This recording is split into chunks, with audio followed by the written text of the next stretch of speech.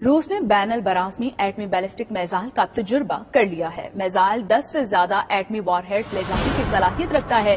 روسی صدر پیوٹن کا کہنا ہے کہ ماسکو پر جارحیت کی خواہش کرنے والوں کو کئی بار سوچنا پڑے گا۔ دنیا میں اس ایٹمی میزائل کا کوئی مشابہ نہیں ہے۔ تو آپ کو بتائیں کہ روس نے بین البرازمی ایٹمی بیلسٹک میزائل کا تجربہ کر لیا ہے۔ میزائل 10 سے زیادہ ایٹمی وار ہیڈز لے جانے کی صلاحیت رکھتا ہے۔ اسی حوالے سے مزید جانتے ہیں نمائندہ ماسکو شاہد گھومن ہمارے ساتھ موجود ہیں۔ شاہد بتائیے گا اس میزائل کی نمایاں خصوصیات کیا ہیں؟ جی بالکل، روس نے بین البراعظمی بیلسٹک میزائل سرمد ICBM کا پہلا کامیاب تجربہ کیا ہے۔ روسی وزارت دفاع کے مطابق سرمد میزائل کا یہ تجربہ گزشتہ روز دوپہر 3:12 پر روس کے ریجن ارخانگلس میں کیا گیا۔ سرمد میزائل اپنے ساتھ زیادہ ہتھیار لے جا سکتا ہے، اس کے ساتھ ہی نئی قسم کے وار ہیڈز سونک گلائیڈر یونٹس لے جانے کی صلاحیت بھی رکھتا ہے۔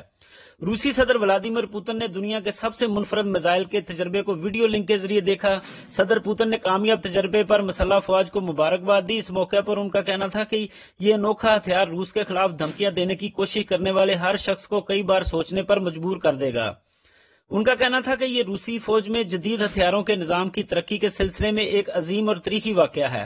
صدر پوتن کے مطابق نیا میزائل اعلیٰ ترین حکمت عملی اور تکنیکی خصوصیات کا حامل ہے اور یہ کسی بھی جدید میزائل ڈیفنس سسٹم سے بچنے کی صلاحیت رکھتا ہے۔ اس کا دنیا میں کوئی ثانی نہیں ہے اور آنے والے طویل عرصے تک اس کا کوئی متبادل نہیں ہوگا۔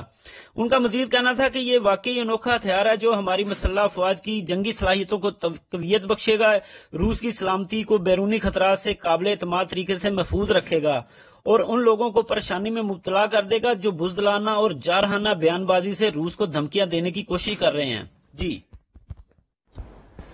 جی شاہد گھومن، آپ کا بہت شکریہ۔